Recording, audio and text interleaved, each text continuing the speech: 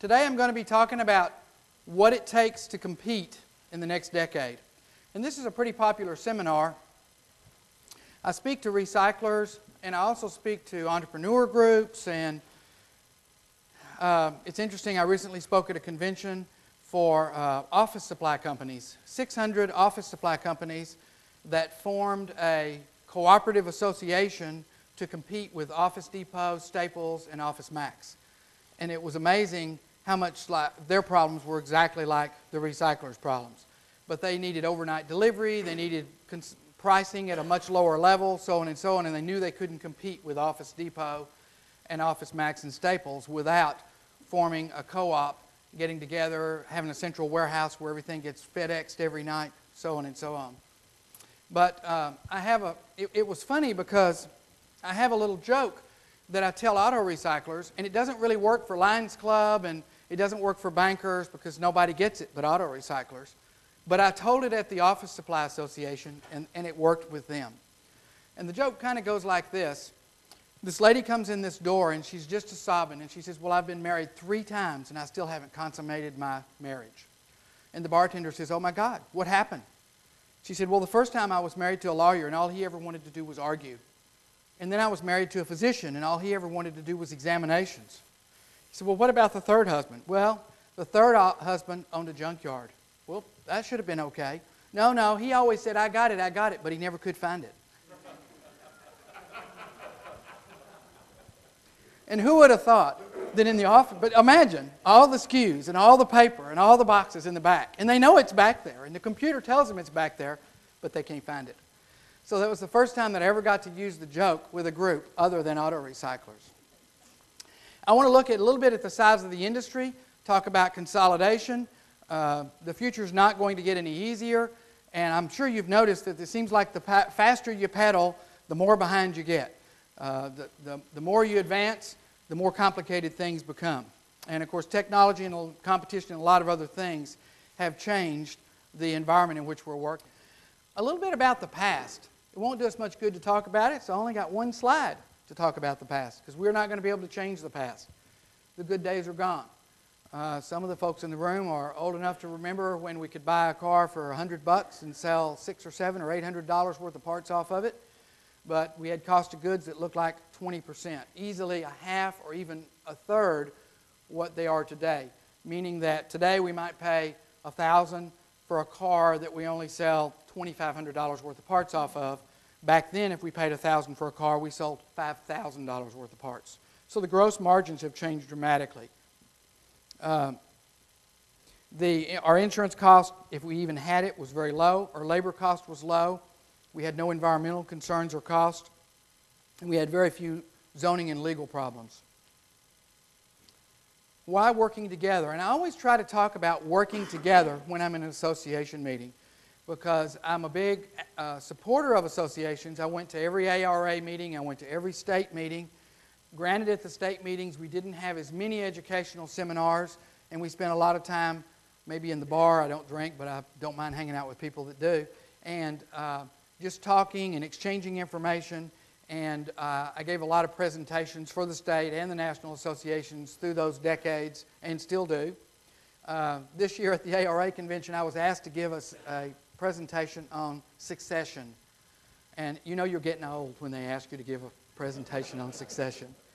50% of the consulting assignments with salvage yards end up being about dads and sons and moms and daughters and brothers and people that won't sell to another generation, or that won't change, and things are not what they ought to be, but they know they need to make a change, but they can't. And so I try to facilitate and help in those matters, because it's hard for dads to talk to sons. I know nobody in the room could understand that, but it's hard to talk to a son, and of course Mama's always over there, and it's always complicated. And of course, in those old days, everybody was on the payroll. Mom was on the payroll, brothers and sisters. Sometimes they didn't even work. They weren't even around. And of course, today, if you have people on the payroll that aren't working, you are really burdened, because you need everybody that's on the payroll to be working. The first key to the future really is to work together. And I know that we look at each other and we exchange niceties at the convention, and we think that we don't share a lot of meaningful information, but you'd be surprised what you learn at the associations. And I know that you talk to your friends. Some of them are friendly competitors, some of them are farther away, and you exchange ideas and you see what other people are doing. You probably attend some presentations.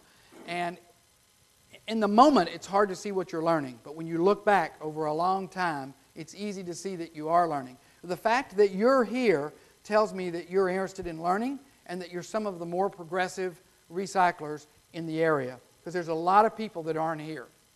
And I did a consulting assignment Tuesday in Chicago for a salvage yard, and I'm just amazed. I mean, there's so many still out there.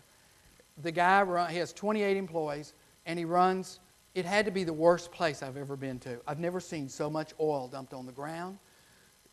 It was totally amazing. No door on the men's restroom. I just couldn't believe it. I mean, who has a business? Hopefully, everybody in the room has a door on their restroom, okay? But I mean, we're talking 1970s here. Granddad built this place in 1967. They only sell $500,000 a month. Oh my God, $6 million a year. And they're under a consent decree from the EPA and still dumping the oil on the ground. I just could not believe it, could not believe it.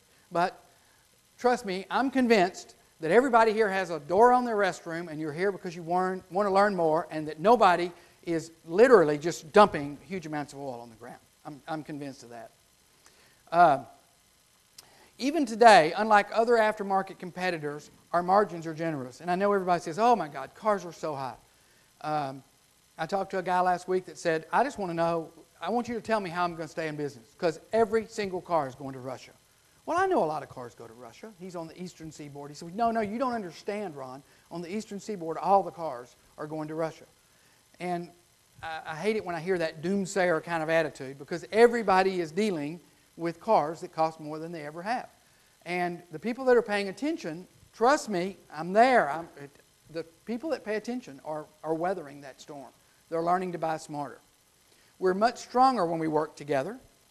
The market is so big, we're still not even a rounding area. We need the association. This is called the Pie Conspiracy, and I wrote it in 1998 for a URG newsletter. And it says, help me get a bigger piece of the pie, stop them from getting a piece of the pie, their piece of the pie is bigger than mine, make new rules, the person cutting the pie is not being fair, so on and so on. And I'm just telling you, those days are gone. The market is bigger than us, and I know you guys and girls, you answer the phone, and a guy says, well, I need this engine. And it's something really rare, and you're the only one that has it, and you give them the price, and you never hear from them. The world is a busy place and a noisy place, and there's a lot of stuff going on. Where did they go? In the 80s, when I was wrecking import cars, foreign cars, what they called, everybody thought I was funny. I was kind of funny, okay, because I mean nobody wrecked foreign cars. There were Toyotas, okay, we had Toyotas then, and of course the people that wrecked foreign cars were just different than everybody else. But everything has changed, and the guys tried to block me out of the auction, and the market is bigger than you. You cannot control the market. You've got to focus your energy on doing the best you can do and not disregard, but you can't spend all your energy on trying to solve the competitive environment of the world. People like Ian Mott in Canada went out of business because he's fighting the government because the titling situation in the way they were allowing people in the pools that shouldn't be there, and so on and so on. I'm not saying we shouldn't try to control the way cars are bought and who can buy them and where and when and so on and so on. But don't let it consume you, and don't let it make you cynical about the world.